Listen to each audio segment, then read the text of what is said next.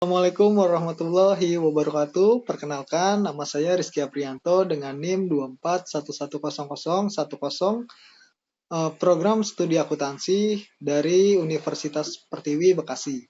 Di sini saya akan menjelaskan tentang pajak tangguhan. Pajak tangguhan itu sendiri adalah beban yang memberi pengaruh tertentu. Jika dilihat dari aspek perpajakannya, sudah seperti menambah maupun mengurangi beban pajak yang harus dibayarkan di masa depan. Akan tetapi, ada dua sudut pandang yang bisa digunakan untuk memahami pengertian pajak tangguhan. Poin pertama adalah dari sudut pandang aset. Maka pajak tangguhan bisa diartikan sebagai jumlah PPh yang bisa dipulihkan di periode mendatang karena adanya akumulasi rugi pajak yang belum dikompensasi. Poin yang kedua adalah jika dari sudut pandang liabilitas, dalam segi ini, pajak tangguhan adalah pajak yang timbul karena terdapat perbedaan antara beban pajak fiskal dengan standar akuntansi komersil atau keuangan.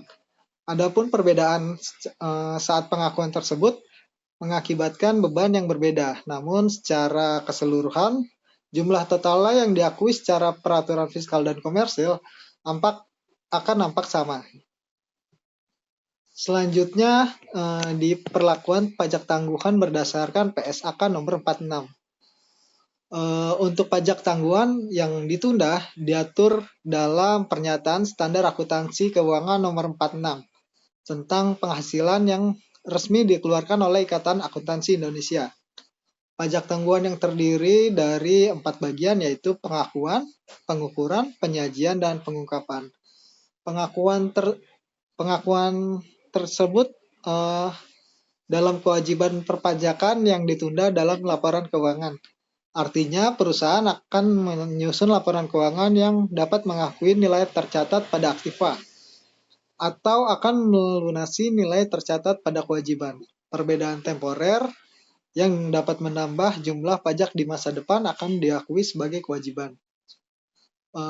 Dari sudut pandang pengukuran, yaitu pajak yang ditangguhkan akan dihitung dengan menggunakan tarif yang berlaku di masa depan. Seperti yang dinyatakan dalam PSAK nomor 46 paragraf 30.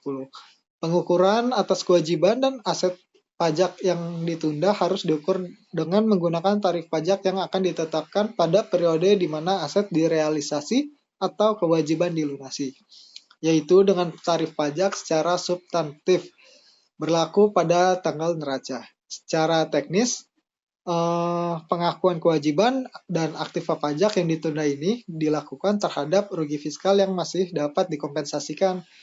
Perbedaan temporer waktu antara laporan keuangan komersil dengan laporan keuangan fiskal yang dikarenakan pajak dikaitkan dengan tarif pajak yang berlaku. Selanjutnya, dari sisi penyajian, aset dan kewajiban pajak yang ditangguhkan harus disajikan secara terpisah dari aset atau kewajiban pajak, serta disajikan dalam unsur non-current atau tidak lancar dalam neraca. Sementara beban atau penghasilan manfaat yang ditangguhkan harus disajikan terpisah dengan beban pajak ini dalam laporan laba rugi perusahaan.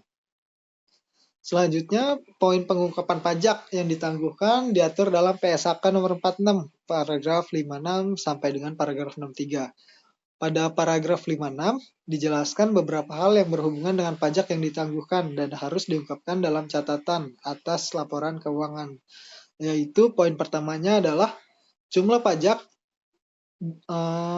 ini dan pajak yang ditunda berasal dari transaksi-transaksi yang langsung dibebankan atau dikreditkan ke ekuitas. Poin yang kedua, penjelasan mengenai hubungan antara beban penghasilan pajak dan laba akuntansi, yang dalam salah satu atau kedua bentuk berikut: rekonsiliasi antara beban pajak dan hasil perkalian laba akuntansi serta tarif pajak yang berlaku dengan mengungkapkan dasar perhitungan tarif pajak yang berlaku. Poin keduanya adalah rekonsiliasi antara tarif pajak efektif, rata-rata, dan tarif pajak yang berlaku dengan mengungkapkan dasar perhitungan pajak yang berlaku. Ketiga, perubahan tarif pajak yang berlaku dan perbandingan dengan tarif pajak yang berlaku pada periode akuntansi sebelumnya.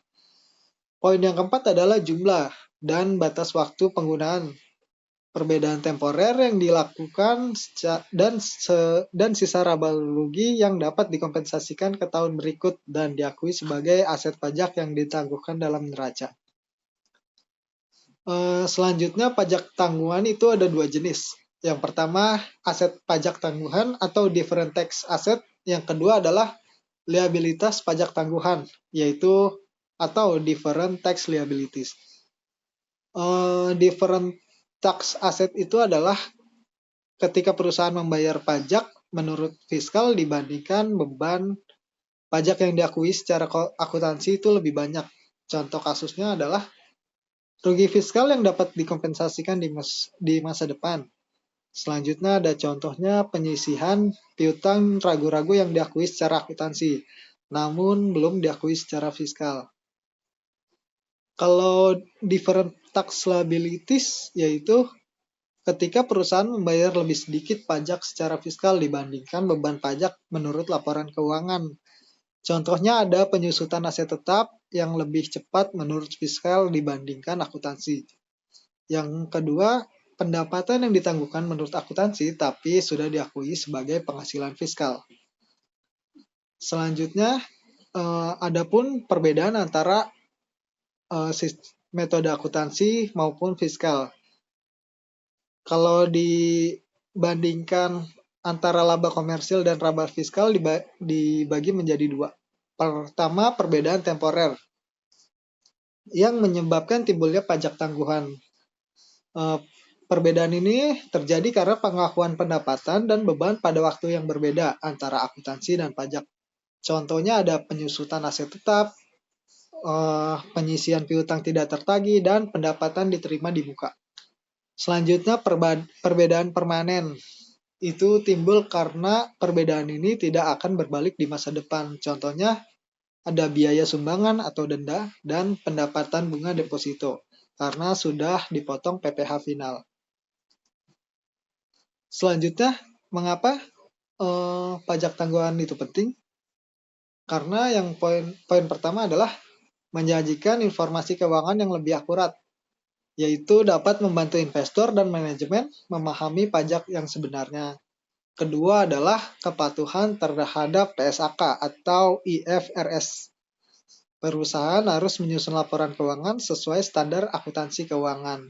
Selanjutnya adalah perencanaan pajak yang lebih efektif, mengidentifikasi pajak untuk membantu dalam mengelola arus kas pajak jangka panjang.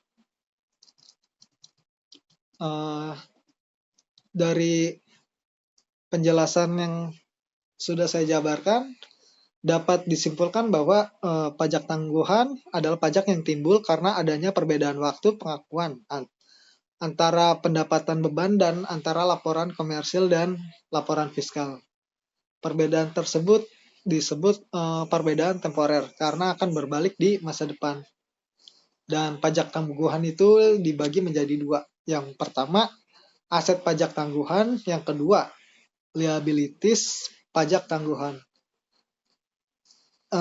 Dalam kasus-kasus yang terjadi di perusahaan, biasanya penyusutan fiskal lebih besar dari penyusutan komersil, sehingga timbul liabilities pajak tangguhan yang lebih besar. Pajak tangguhan ini biasanya dicatat sebagai beban dalam laporan laba rugi dan sebagai kewajiban dalam neraca. Kesimpulannya adalah pajak tangguhan memastikan laporan keuangan mencerminkan beban pajak yang sebenarnya, baik untuk saat ini maupun di masa mendatang, sehingga laporan menjadi lebih akurat dan transparan. Sekian presentasi dari saya, kurang lebihnya mohon dimaafkan. Assalamualaikum warahmatullahi wabarakatuh.